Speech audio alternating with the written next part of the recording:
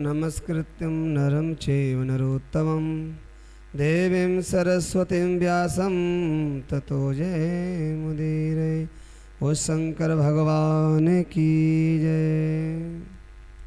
श्री सूत जी कहते हैं, ब्राह्मणों, भक्तों की रक्षा करने वाले महाकाल नामक ज्योतिषलिंग का महात्म शिव भक्तों को बढ़ाने वाला है, शिव भक्ति को बढ़ाने वाला है। उसे आदरपूर्वक सुनो। उज्जैनी में चंद्रसेन नाम के एक महान राजा राज करते थे, जो संपूर्ण शास्त्रों के तत्व और शिव भक्त हैं और जितेंद्रिय थे। शिव के पार्षदों में प्रधान सर्वलोक वंदित और मणिभद्र जी राजा चंद्रसेन के सखा हो गए थे। एक समय चंद्रसेन के सखा हो गए। एक समय उन्होंने राजा पर प्रसन्न होकर उन्हें चिंतामणि नामक एक महान मणि प्रदान कर दी, जो कौस्तुक मणि के सूर्य के समान दे दीपान हो रही थी। वो मणि महाराज गले में धारण करके और सभा में जा कर के बैठते थे और मनुष्य का निश्चय ही मंगल प्रदान करती है वो मणि। भगवान शिव आश्रित रहने वाले राजा चंद्रसेन उस मणि को कंठ में धारण करके जब राज सिंहासन पर बैठते थे, तब देवताओं की भांति सुनरण की भांति उनकी शोभा होती थी। ऐसे जान पर लगता था कि दूसरे सूर्य भगवान ही बैठे हों गद्दे पर, इतने सुंदर लगते थे वो मणि के कारण। और नृप चंद्रसेन कंठ में मणि पहन करके जितने भी राजा और थे आसपास के राजा, वो सब उनसे डाह करने लगे। सोचा किसी प्रकार से ये मणि को हथियाना चाहिए। ये राजा तो सबसे ऊंचा जा रहा है भाई, कोई किसी की प्रतिष्ठा नहीं देख सकता। हमने आपको बताई थी कथा में, लोग अपने दुख से दुखी नहीं है, दूसरे के सुख से देख देख के दुखी हो रहा है कि ये इतना सुख क्यों भोग रहा है जीवन में। इसलिए सब ने आकर के चतुरंगिनी सेना लेकर के युद्ध करने के लिए पूरी उज्जैनी नगरी को घेर लिया। उज्जैनी को घेर लिया कि राजा से युद्ध करेंगे। चंद्रसेन को जीत के लिए उद्यत हो गए। तब उन्होंने इस प्रकार से घेर लिया। राजा को मालूम हो गया कि मेरी नगरी घिर गई है, तो तुरंत जाकर के महाकाल की शरण में पहुँचे। वो शिव भक्त था ना, तो शिव की शरण में पहुँचे, महाकाल की शरण में गए और मन को संदेह रहित करके दृढ़ निश्चय करके उपवास पूरा दिन रात अनन्य भाव से महाकाल की आराधना करने लगे। रात दिन शिव की आराधना में लगे हुए। इधर नगरी को चारों तरफ घेर लिया है दुश्मनों ने, फिर भी हिम्मत नहीं हारी। भगवान शिव की शरण में गए हैं। जिसके शिव रक्षक हों उसको कोई जीत नहीं सकता है। भोले मात। उन्हीं दिनों नृपश्रेष्ठ नगर में कोई ग्वालन रहती थी। एक ग्वालन और रहती थी उस नगर में। उस ग्वालन के एक पुत्र था और विधवा थी। और ग्वालन विधवा थी, केवल एक ही पुत्र था उसके। वह अपने 5 वर्ष के बालक को लिए महाकाल के मंदिर में गई और उसने राजा चंद्रसेन का द्वारा की हुई महाकाल की पूजा को दर्शन किया। जब अंदर प्रवेश किया तो देखा राजा भगवान शिव की पूजा कर रहा है। बढ़िया ओम नमः शिवाय, ओम नमः शिवाय का जाप कर रहे हैं। इस प्रकार से उसने देख करके भगवान शिव को प्रणाम किया। फिर वह अपने निवास स्थान पर लौट गई। ग्वालन अपने पुत्र को ले गई वापस। पुत्र ने जैसे देखी कि भगवान शिव की आराधना राजा कर रहा है, मैं भी करूँगा इसी प्रकार से शिव जी की। इसलिए जब हम किसी को देखते हैं कि ये शिव की पूजा कर रहे हैं, तो उसी प्रकार हमको भी करना चाहिए। तो उस बालक के मन में आया कि मैं भी शिव की पूजा करने का विचार किया। एक सुंदर पत्थर ढूंढ के लाया गोल गोल शिव की, उसने शिवलिंग समझ कर उसने रख दी और उसी को पूजा करने लगा। उसी को शिवलिंग मान लिया। फिर उसने भक्ति पूर्वक उस पर अलंकृत वस्त्र चढ़ाए, धूप दीप अथवा अक्षर बढ़िया सब कुछ 16 उपचार से पूजा करने लग गया। उसकी माँ ने कहा, बेटा भूख लगी होगी, भोजन कर लो। लेकिन वो उठा नहीं, वो पूजा में बैठा रहा। ओम नमः शिवाय, ओम नमः शिवाय, ओम नमः शिवाय का जाप करने लगा और भांत भांत से नृत्य किया। बारंबार भगवान के शिव के चरणों में मस्तक झुकाया। उसी समय ग्वालन ने भगवान शिव के आसक्तित हुए अपने पुत्र को बड़े आदर से भोजन के लिए बुलाया, परंतु उसने नहीं सुनी। उसने कहा, बेटा भोजन कर लो।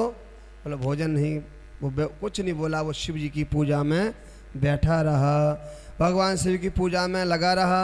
जब बारंबार बुलाने पर बालक भोजन के लिए नहीं इच्छा हुई तो उसकी माँ स्वयं वहाँ चली गई शिव जी के पास में, जहाँ वो पूजा में लगा हुआ था, और शिव के आगे आँख बंद करके ध्यान लगाए बैठा हुआ था। बालक आँख बंद करे बैठा हुआ है। और माता ने कहा, बेटा चलो भोजन कर लो। उसने कुछ नहीं बोला। इतने पर जब नहीं उठा तो उसने क्रोध में आकर के उसे खूब पीट दिया। वहीं बैठे हुए माता ने वहीं पीट दिया। और अब वो तो शिव जी की पूजा में लगा हुआ है और खींचने लगा। मार पीटने पर जब पुत्र नहीं हिला तब उसने शिवलिंग पर जो उसने पूजा करी थी, चढ़ाया था, बेल पर धतूरा चढ़ाया था, वो सब निकाल के फेंक दिया, इधर उधर कर दिया, शिव जी का फेंक दिया और उस पर चढ़ाई हुई सारी पूजा सामग्री नष्ट कर दी। यह देखकर बालक हाय हाय करके रो उठा। रोज से भरी हुई ग्वालन अपने बेटे को डांट फटकार कर अपने घर के लेकर चली गई। चलो पूजा हो गई, ऐसे मिटा दिया उसने शिवलिंग उसकी। देखो बालक को जैसे तुम संस्कार दोगे वैसा ही बन जाता है। भगवान शिव की पूजा को माता के द्वारा नष्ट की गई। वह देख बालक देव महादेव की पुकारते हुए सहसा मूर्छित हो गया। और बालक वहीं मूर्छित हो गया कि उसकी पूरी निष्ठा थी शिव जी में। एक होती है पूजा दिखाने के लिए करते, एक जब अंदर से जब लगन लग जाती है तो वो छूटती नहीं है। हम लोग कहते हैं नाम जाप करो, बोल नाम जाप में मन नहीं लगता है। जब आपका मन लग जाएगा फिर आपको किसी चीज़ की याद नहीं आएगी, भोजन करने की भी सुध नहीं रह करी, इतना आनंद आएगा। इसी तरह जब तक मन लगता नहीं है, जब मन लग जाएगा भगवान में फिर अपने आप ही भगवान से एकाकार हो जाती है वृत्ति। इसलिए उसने बड़े पुत्र को खींच करके वहाँ से ले गई। पूजा को माता को नष्ट की, मूर्छित होकर गिर पड़ा और आंसुओं की धारा बहने लगी। 2 घड़ी तक जो चित नहीं हुआ, उसे जब आँख खोली, आँख खोलने पर उसने देखा उसका वही शिवालय भगवान शिव के अनुग्रह से तत्काल महाकाल सुंदर बन गया। और वही यहाँ पूजा करता था वही बड़ा सुंदर बन गया। सुंदर इतना सुंदर बन गया कि मणियों के चमकीले खम्भे उसकी शोभा बना रहे हैं। वहाँ की भूमि स्फटिक मणियों से जड़ी हुई है। तपाए हुए सोने के बहुत से विचित्र कलश शिवालय को शोभित कर रहे हैं। उसके विशाल द्वार, कपाट और प्रधान स्वर्णमय दिखाई देते हैं। बढ़िया सुंदर बन गया, मंदिर बन गया अपने आप ही शिव की कृपा से। देखो वहाँ बहुमूल नीलमणि तथा हीरे बने हुए थे, चबूतरे शोभा दे रहे हैं। उस विशालकाय मध्य भाग में दयानिधि भगवान शंकर रत्नमय शिवलिंग प्रतिष्ठित है। ग्वालन के उस पुत्र ने देखा उस शिवलिंग पर उसकी अपनी चढ़ाई हुई पूजा सामग्री सब चढ़ी हुई है। जो उसकी माता ने इधर उधर कर दी थी ना, वो सब चढ़ी हुई है भोले पे। भोले बाबा कितने दयालु हैं देखो हैं। और वो बालक खड़ा हो गया, मन ही मन आश्रय हुआ और वह परमानंद में समुद्र में डूब गया। भगवान शिव की स्तुति करने लगा, बार बार चरणों में मस्तक झुकाया। और सूर्यास्त होने के पश्चात गोप बालक शिवालय से बाहर निकला। बाहर आकर उसने अपने शिव को देखा। वह इंद्र भवन के समान शोभा पा रहा था। जैसा इंद्र का भवन सुंदर है उसी प्रकार से उसका मंदिर शिवालय सुंदर हो गया है। वहाँ सब कुछ तत्काल स्वर्णमय हो गया। विचित्र एवं परम उज्ज्वल प्रकाश देखने लगा।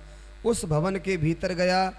जब सब प्रकार की शोभा संपन्न उस भवन में सर्वत्र रतीन मणि रतन स्वर्ण जड़े हुए हैं। प्रदोष काल में सानंद भीतर प्रवेश करके बालक ने देखा उसकी माँ दिव्य लक्षणों से लक्षित हो एक सुंदर पलंग पर बैठी हुई है। देखो माँ को भी ऐश्वर्य दिया भगवान शिव ने, इसलिए रत्नमय अलंकारों से उसकी सारे शरीर जड़ा हुआ है। वह साक्षात देवांगनों के समान सुंदर दिखाई देती है। जैसे देवताओं की स्त्रियां होती सुंदर, बढ़िया सोने के कड़े पहने हुए सुंदर लग रही हैं, अच्छे देखे। वह साक्षात देवांगना दिखाई देती है। मुख से विहल हुए उस बालक ने अपनी माता को बड़े बेग से उठाया और भगवान शिव की कृपा पात्र हो चुकी है थी। ग्वालन ने उठकर देखा कि सब कुछ अपूर्व सा हो गया है। उसने महान आनंद में अपने बेटे को छाती से लगा लिया है, अपने पुत्र को छाती से लगा लिया है। सारा वृतांत सुनाकर ग्वालन ने राजा को सूचना कर दी कि हमारे यहाँ ऐसा ऐसा उत्सव हुआ, हमारे बालक ने शिव जी की आराधना करी है, उसका प्रभाव देखो। जो निरंतर भगवान शिव के भजन में लगे रहते हैं वे राजा अपना नियम पूरा करके रात के समय वहाँ आए और ग्वालन के पुत्र का प्रभाव जो शंकर जी को संतुष्ट करने वाला था देखा। मंत्रियों और पुरोहित सहित राजा चंद्रसेन वह सब कुछ देखकर परम आनंद में डूब गए और नेत्रों से प्रेम के आंसू बहाते हुए प्रसन्नतापूर्वक शिव के नाम का कीर्तन करते हुए उन्होंने उस बालक को हृदय से लगा लिया। ब्राह्मणों, उस समय वहाँ बड़ा भारी उत्सव होने लगा है। सब लोग आनंद विभोर होकर के महेश्वर के नाम का यश का कीर्तन करने लगे। इस प्रकार शिव का यह अद्भुत महात्म देखने सारे प्रवासी उमड़ पड़े। इसी बीच में चर्चा सारी रात एक क्षण के समान बीत गई। सारी उत्सव होने लगे और जो राजा उज्जैनी को घेर रखा था युद्ध करने के लिए कि राजा चंद्रसेन को जीतेंगे, उन्हें समझ गए कि राजा कोई साधारण नहीं है, बड़ा शिव का भक्त है। उन्होंने जब शिव की महिमा सुनी तो वो अपना अपना सब भाव बैर भाव भूल गए और राजा की शरण में आ गए। इस प्रकार से जो महाकाल वही जो बालक है, ग्वाल बालक है, आगे चल करके वो ही नंद बाबा बना हुआ है। उसके यहाँ कृष्ण भगवान का अवतार बनेगा, वो गोपी ग्वालन बनेगी। हनुमान जी ने आके दर्शन दिया और हनुमान जी ने कहा तुम्हारा द्वापर में फिर जन्म होगा, तुम भगवान शिव के बड़े प्रिय भक्त हो। और भक्त वत्सल भगवान की जय। इस प्रकार से सूत जी कहते ब्राह्मणों, ऐसा निश्चय करके वहाँ सारे राजा हथियार डाल दिए और बैरभाव छोड़ करके उनकी शरण में आ गए।